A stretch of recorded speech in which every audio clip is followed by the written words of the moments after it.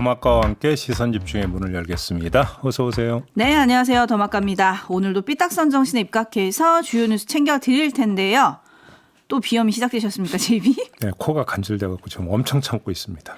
그러시군요. 네. 아니 뭐 시원하게 한번 푸시던가요? 네, 넘어가고요. 네. 짱구님, JB 요즘 삐딱선 뉴스가 많아서 어떤 걸 더 삐딱하게 봐야 할지 선택하시기도 힘드시겠어요? 알아주셔서 고맙습니다. 힘듭니다. 네. 따라가기가 힘듭니다. 힘듦을 토로하는 JB. 그래도 촌철님들을 위해서 아주 열심히 준비하고 있고요. 김윤경 님이 요즘 뉴스는 양파 까면 깔수록 속이 꽉 차고 실한 내용이 나오네요. 휴라고 한숨을 쉬어주셨습니다. 저희 양파에서 갑자기 반전이 이루어지고 있네요. 그죠? 네. 그렇죠. 양파는 단맛을 냅니다. 끓이면. 그렇죠. 볶아도 단맛이 나오죠. 그럼요. 양파가 얼마나 맛있는데요. 갑자기 먹는 걸로?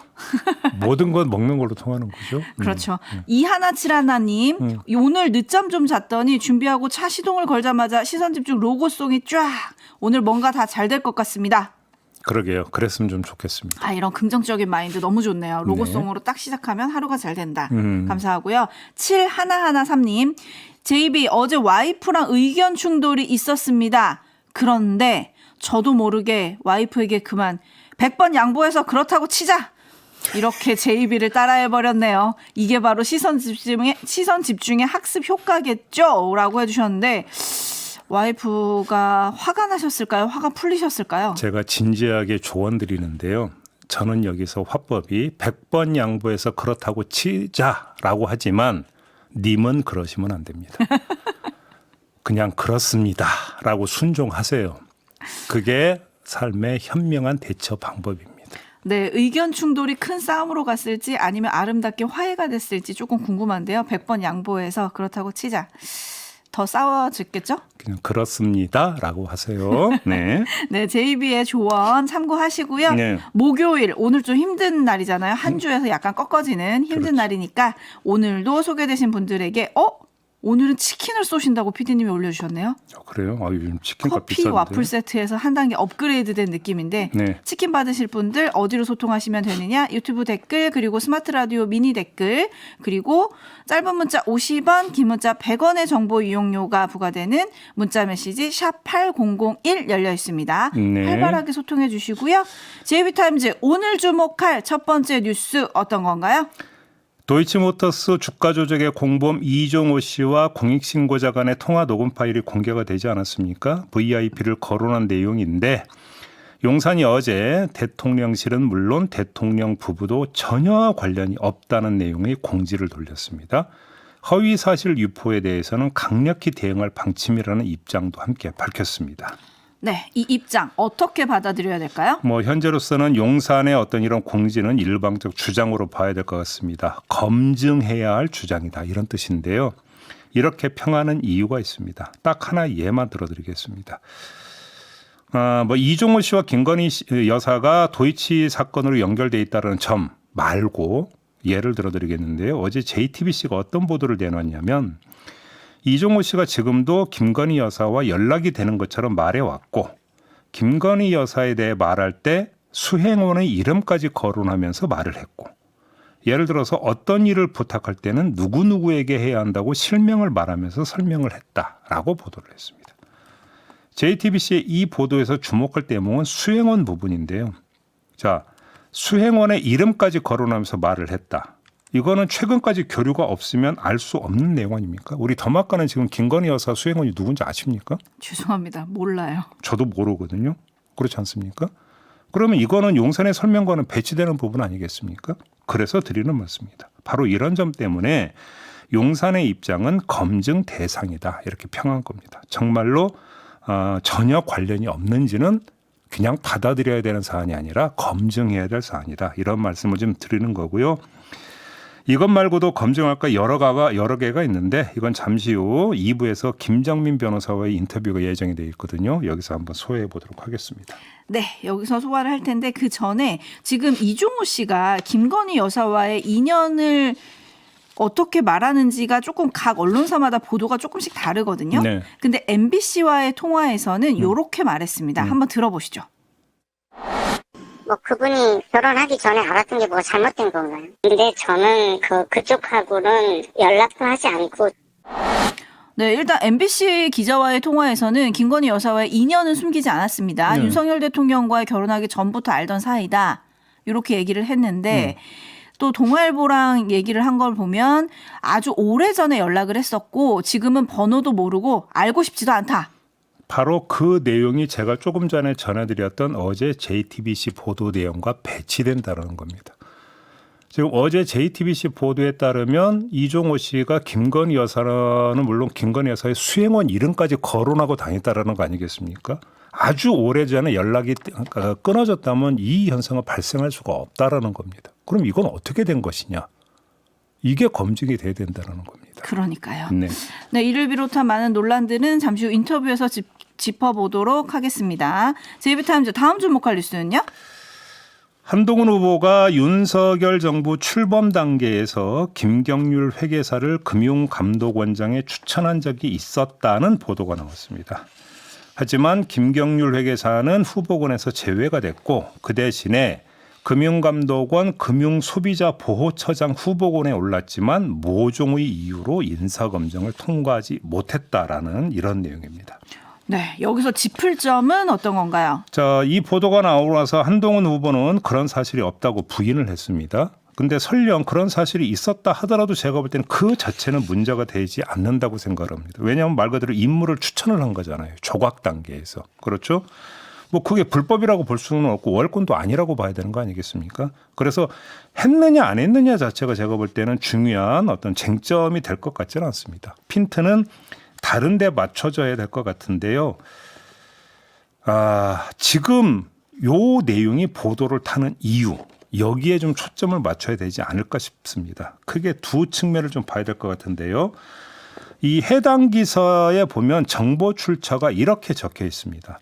대통령직 인수위원회 당시 고위 관계자 발언을 종합하면이라고 돼 있습니다. 기사 형식이.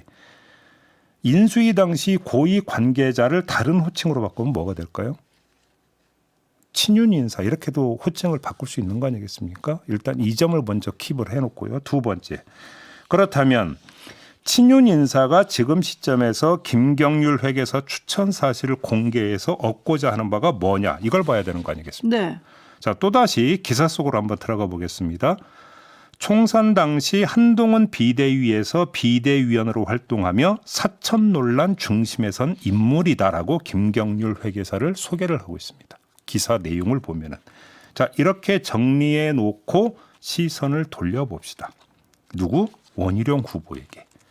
자, 원희룡 후보가 어제 채널A 유튜브에 나가서 이런 말을 했습니다. 함께 들어보시죠.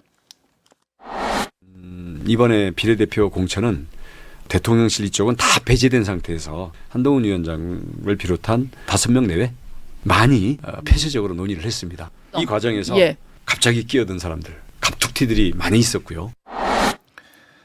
네, 지금 이 발언과 제가 조금 전에 정리했던 그 기사 내용을 한번 종합을 해봅시다. 그럼 어떤 결론이 나오겠습니까? 딱 요거 하나가 추출이 됩니다. 한동훈 공격의 초점으로 이른바 문자 일십 외에 사천이 지금 추가되고 있다는 것입니다. 더불어 그 핵심 고리로 김경률 회계사가 설정되고 있다는 겁니다. 자, 공교롭게도 그 문자 일십의 결정적 발화점이 됐던 게 뭡니까? 김건희 여사가 문자를 보냈던 그 결정적 계기가 뭡니까? 김경률 회계사 당시 비대위원회 마리 앙뚜아네트 발언 아니었습니까? 이런 점에서도 김경률 회계사가 등장을 하는데 자, 이 점을 좀 먼저 이렇게 정리를 하도록 하고요. 다른 측면도 있습니다. 이건 한동훈 후보가 어제 스스로 한 말인데요. 한동훈 후보가 이렇게 평했습니다. 사실과 다르다라고 일단 부인을 하면서 이 말을 덧붙였는데 일종의 매우 불필요하고 소모적인 색깔 씌우기는 정말 잘못됐다. 이렇게 평을 했습니다. 색깔 씌우기. 쉽게 말해서 색깔론 공세를 펴고 있다. 이렇게 받아들였습니다. 한동훈 후보는. 왜 이렇게 받아들였을까요? 이거는 사천의 고리로 지금 김경률 회계사가 설정되고 있는 거 아니냐라고는 분석과는 다른 결입니다. 완전히. 자, 여러분 기억하실 겁니다. 이철규 의원이 한동훈 후보의 주변 인물들을 거론한 바 있었던 거 기억하십니까? 그다음에 홍준표 대구시장이 그 주변의 얼치기 좌파를 비판한 바 있던 거 기억하십니까? 자, 이런 점을 부각해서 보수 원류의 거부감을 자극하려 한 것 아니냐.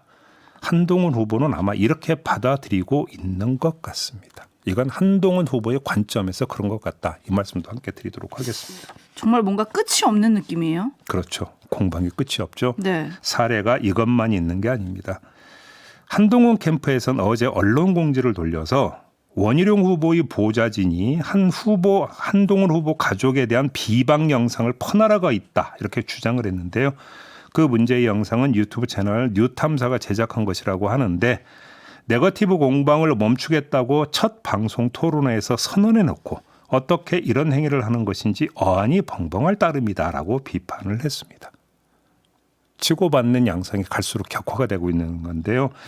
이 공방 여름 날씨보다 더 뜨겁게 전개되고 있다. 이렇게 말씀을 드리도록 하겠습니다. 제이비와 춘철님이 통했네요. 8125님 10년 애청자입니다. 그동안 아무리 열받아도 댓글 안 남겼는데 하도 어이없어서 오늘 처음 글 남겨봅니다. 네. 도대체 왜 날씨만큼이나 후끈하게 덥고 찝찝한 가툭티가 나오는 겁니까? 라고 물음표 2개 찍어주셨고요. 네. 강성희님 여기저기서 터져 나오는군요 라고 관전평 보내주셨고 네. 서진호님은 그런데 친인척에서 5명 내외로 원희룡 후보 말이 바뀌었습니다. 단어가 바뀌었습니다. 라고 좀 꼬집어 주셨는데 저도 이게 좀 궁금하긴 한데요. 이거는 3부 인터뷰에서 한번 좀 물어보도록 하겠습니다. 네, 그리고 엽기토끼님 죽어야 산다인가요? 이런 막장 처음 봅니다. 아침 드라마 작가님들 분발하세요 라는 댓글도 보내주셨어요. 저는 이렇게 아주 치열한 공방이 진행이 되고 어느 시점에 가서는 전당대회는 끝날 것이고 그 누군가가 당대표가 되지 않겠습니까? 뭐 그거야 어차피 딱 정해진 수순인데 문제는 그 다음이 저는 참 궁금합니다. 이렇게까지 공방을 전개해놓고 과연 그 이후에 화기애애한 분위기가 연출이 될 수 있을지 저는 이게 궁금하거든요. 화합을 얘기하긴 하겠죠. 그렇죠? 뭐 입으로야 그렇게 이야기를 하겠죠. 그런데 심정적인 부분을 한번 저는 지금 여쭤보고 있는 겁니다.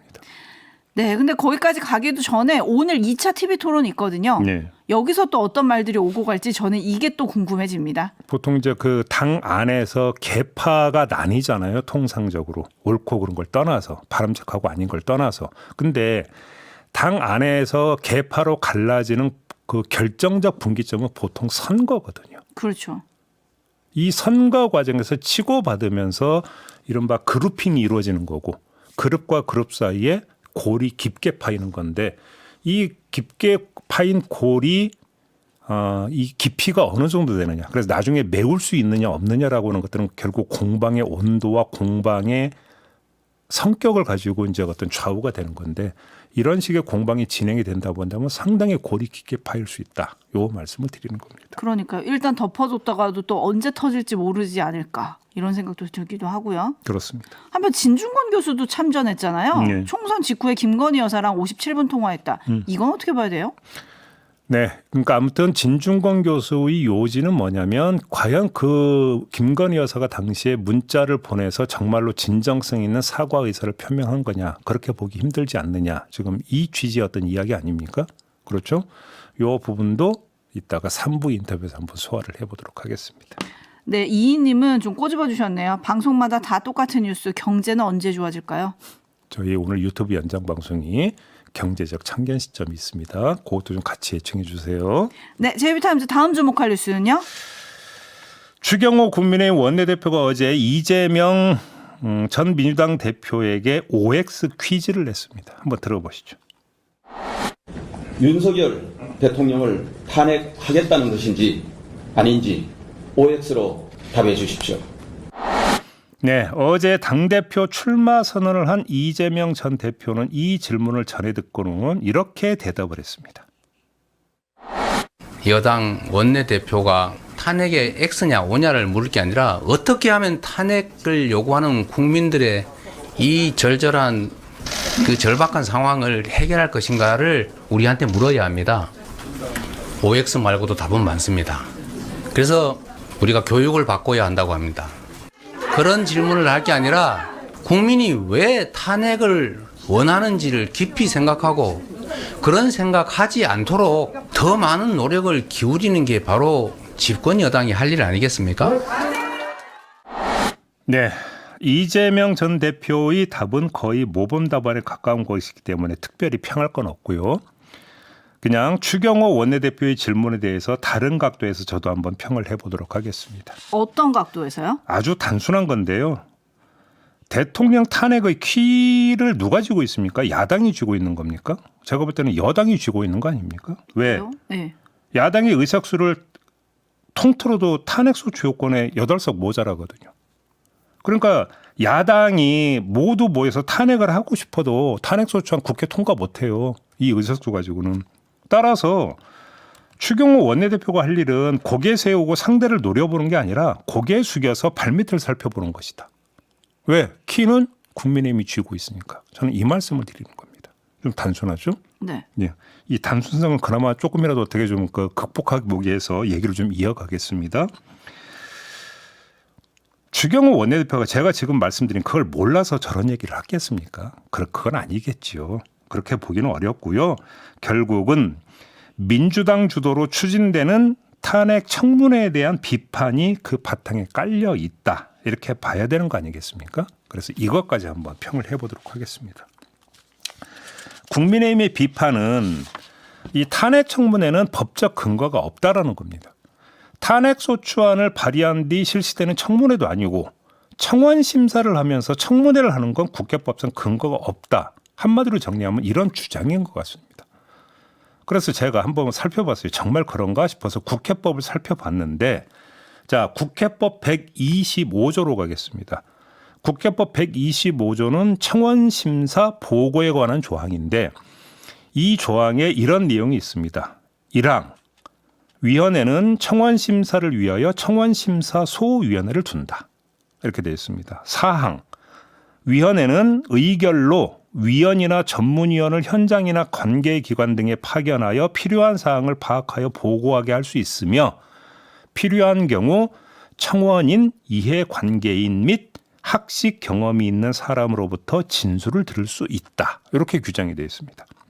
자, 이 조항에 청문회라고 하는 단어는 직접 등장을 하지 않습니다. 청문회에 대한 직접 규정은 없지만 진술을 들을 수 있다라는 규정이 있습니다. 진술을 듣다를 한자로 바꾸면 뭐가 됩니까? 그게 청문입니다. 그게 청문이. 청문회 청자가 들을 청자거든요. 그렇지 않습니까? 네. 민주당은 이게 청문회 실시의 근거로 보고 있는 것 같습니다. 두 번째, 청문회 증인으로 김건희 여사 등이 포함이 된 것을 두고 국민의힘이 지금 반발을 하고 있지 않습니까? 그런데 제가 조금 전에 읽어드렸던 국회법 125조 4항에 보면 진술을 들을 수 있는 대상으로 이해관계인이 포함이 되어 있습니다. 그러면 이 규정된 이해관계인의 김건희 여사가 해당이 될 수 있느냐 없느냐. 결국 이것만 따지면 되는 문제 아니냐라는 겁니다. 심플하지 않습니까? 그리고 지금 오늘 아침 뉴스 보니까 윤석열 대통령 탄핵 반대 청원도 등록된 지 엿새 만에 5만 명 이상 동의를 받았대요. 네. 그러면 이제 이것도 국회 법사위로 회부가 되지 않겠습니까? 네. 그러면 뭐 탄핵 청원, 탄핵 반대 청원 나란히 법사위에 올려서 살펴보면 되는 거 아닌가요? 아니, 그러니까 결국은 그러면 이 그 탄핵 청문회라고 하는 것들을 탄핵 반대 청원도 성립이 됐으니까 한데 아울러 가지고 그 청문회에서 그럼 이거를 어떻게 봐야 될 것인가라고 하는 듣고 토론해서 결론 내려서 국회의장한테 보고하고 본회의 보고하면 되는 거 아닙니까? 그러니까요. 그냥 그렇게 절차 밟으면 되는 거 아닌가요? 네. 네. 좋은 생각님이 대통령 탄핵은 결국 국민이 하는 겁니다. 국민 여론이 중요하다는 걸 여야 모두 생각하세요. 라고 보내주셨고요. 이제 저희가 마무리해야 되는 시간인데 네. 1300님이 시선 집중, 국내 정치만 포커싱 합니까? 눈을 조금만 돌리면 세계가 온통 지뢰밭입니다. 미국 대선만 봐도 그렇잖아요. 세계 정치에도 참견 부탁합니다. 라고 올려주셨는데 이분 저희가 뭘 준비하는지 아셨던 걸까요? 그러게요. 내부 정보가 생거 아닙니까? 그러게요. 네. 저희가 이번 주 일요일부터 새로 선보이는 코너가 있습니다. 어떤 코너인지 JB 짧게 소개해 주시죠. 그렇습니다. 바로 국제 여러 가지 지금 이슈가 있지 않습니까? 이거를 한번 쭉 훑는 그런 코너를 지금 저희가 준비하고 있고 첫 방송이 이번 주 일요일에 있습니다. 평일에는 JB타임스, 일요일에는 GB타임스. 네, 소개 진짜 못하네요. 글로벌 타임스 이렇게 JB 되겠죠. 좀 뭔가 포장을 예쁘게 하셔야죠. 제가 그런 걸 못해요. 이렇게 심심하게 포장을 하시더니. 네, 제가 네, 어쨌든 자기 홍보를 잘 못해요. 네. 어쨌든 기대해 주세요. 네, 이렇게 마무리하겠습니다. 더마카 수고하셨어요. 고맙습니다.